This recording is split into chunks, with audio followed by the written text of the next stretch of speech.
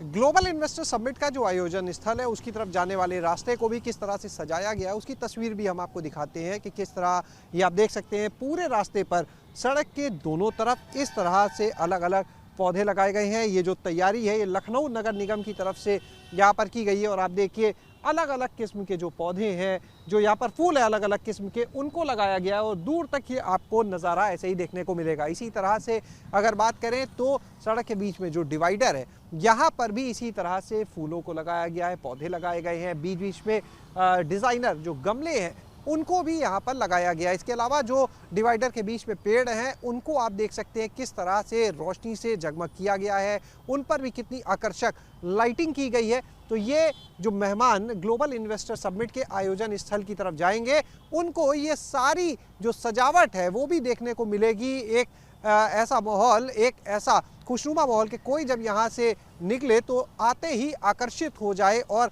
जो लखनऊ अपनी मेहमान नवाजी के लिए मशहूर है, यहाँ पर जिस तरह से स्वागत की तैयारी की गई है वो अपने आप में इस पूरे आयोजन को और ख़ास बनाती है।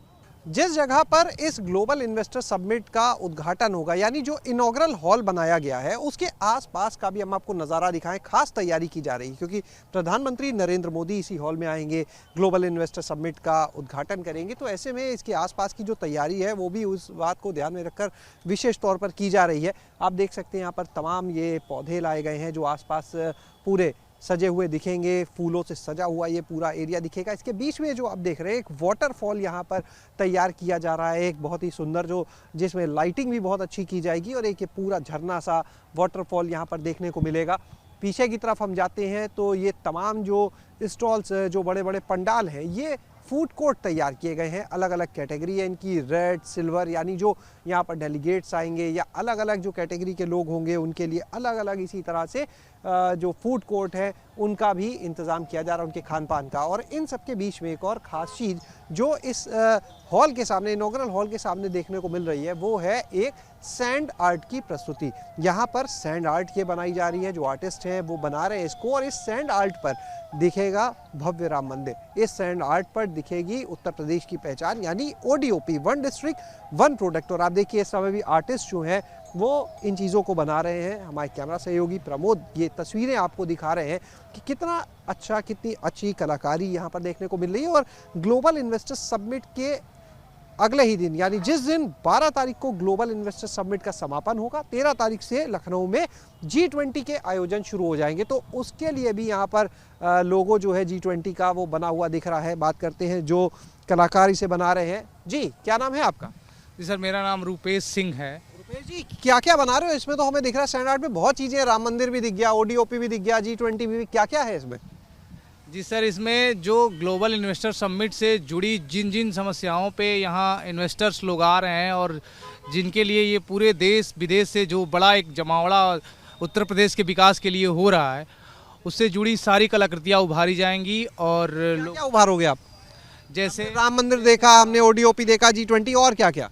इसके अलावा एनिमल्स को दिखाएंगे कि जैसे हमारे चीता को भी उसका केयर किया जाए और जंगली जानवरों का भी देख रेख किया जाए। इसके साथ साथ जो भी अपने प्रदेश में अच्छे अच्छे कार्य हो रहे हैं और जो होने हैं उन चीज़ों को रेत पर उकेरने का प्रयास करूंगा मैं।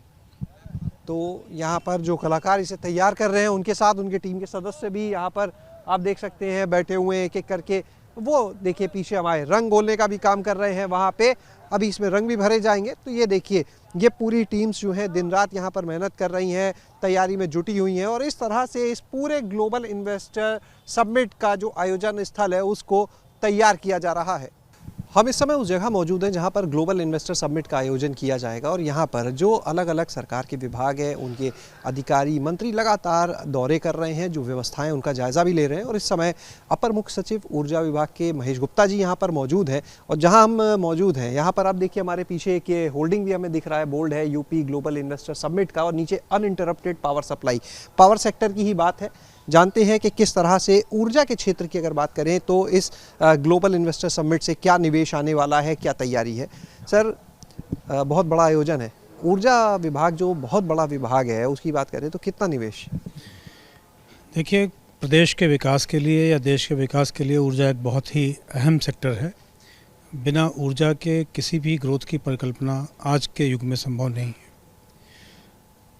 विकास और ऊर्जा के साथ साथ हमको ये भी देखना है कि पर्यावरण का भी असंतुलन न होने पाए और रिन्यूएबल एनर्जी को भी हम प्रमोट करें। माननीय प्रधानमंत्री जी ने जो अंतर्राष्ट्रीय स्तर पर देश के बारे में कमिटमेंट किया है और एक पंचामृत उन्होंने शेयर किया है, उसके लिए उत्तर प्रदेश सरकार भी उनके साथ जुड़ी हुई है और उनके हर प्रयासों में हम कदम के साथ कदम मिला करके आगे चल रहे हैं। चाहे कार्बन एमिशन कम करना हो या गैर परंपरागत ऊर्जा के स्रोतों का दोहन है, इन सब चीज़ों पर उत्तर प्रदेश सरकार ने अपनी पॉलिसीज़ भी बनाई हैं और वो काफ़ी पॉपुलर भी हुई हैं। चाहे हमारी बायो फ्यूल पॉलिसी हो, चाहे सोलर पॉलिसी हो, इसके अलावा भी अन्य सेक्टर भी जो अभी आगे आ रहे हैं, चाहे ग्रीन हाइड्रोजन है उसके लिए भी हम लोग तैयारी कर रहे हैं। बहुत ही शीघ्र उसकी भी पॉलिसी हम लोग लेकर के आएंगे। जहाँ तक ग्लोबल समिट का सवाल है, निस्संदेह हमारी दोनों पॉलिसी और ऊर्जा सेक्टर में जो विकास की गति है वो संज्ञान में है लोगों के, और बहुत से निवेशक इसकी ओर आकृष्ट भी हुए हैं। न केवल हिंदुस्तान के बल्कि हिंदुस्तान के बाहर के भी बहुत से निवेशक इसमें रुचि दिखा रहे हैं और मैं आशा करता हूं कि एक अच्छा निवेश ऊर्जा के क्षेत्र में ग्लोबल समिट के माध्यम से आएगा।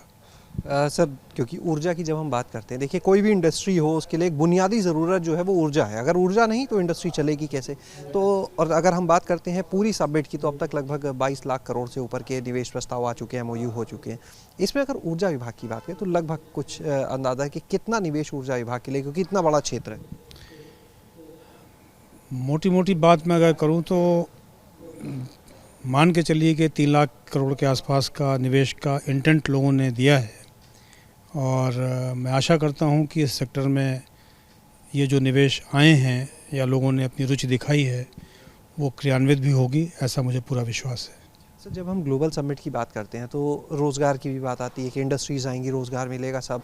लेकिन इसके साथ में एक चीज़ की अगर हम बात करें कि आज भी उत्तर प्रदेश की जब बात करते हैं तो ऊर्जा विभाग के सामने तमाम चुनौतियां भी हैं।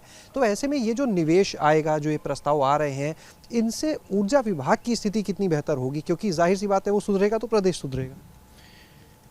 ऊर्जा सेक्टर बहुत ही चैलेंजिंग सेक्टर है और परंपरागत रूप से इसके सामने तमाम चैलेंजेस आए हैं।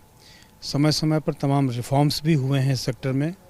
केंद्र सरकार ने भी और प्रदेश सरकार ने भी उसमें अपनी रुचि दिखाई है। सन 2000-2003 में जो रिफॉर्म्स हुए थे उसका परिणाम आज सामने है ही है आपके सामने, और मैं उम्मीद करता हूं कि और भी जो कमियां या और दिक्कतें सामने आ रही हैं सेक्टर के, उसको भी दूर करने के लिए सरकारें संकल्प हैं और उनको दूर करके इस सेक्टर को और बेहतर बनाया जाएगा, ऐसा मेरा पूरा विश्वास है। जहाँ तक ऊर्जा उपलब्धता का प्रश्न है, टैरिफ का प्रश्न है, उद्योगों के लिए अनइंटरप्टेड पावर सप्लाई का सवाल है, ये सब चीज़ें आज भी सच्चाई हैं उत्तर प्रदेश के संदर्भ में और वो उपलब्ध भी हो रही हैं।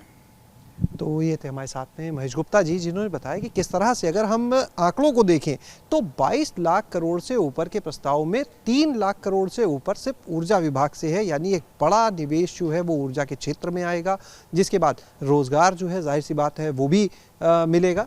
तो पूरी तरह से तैयारियों में जुटे हुए हैं कि किस तरह से जो ऊर्जा विभाग की नीतियां हैं या ऊर्जा विभाग जिस तरह से काम कर रहा है उसको भी प्रदर्शनियों के माध्यम से यहाँ पर दिखाया जाएगा। कैमरा सहयोगी प्रमोद के साथ शैलेश अरोरा, ABP गंगा, लखनऊ।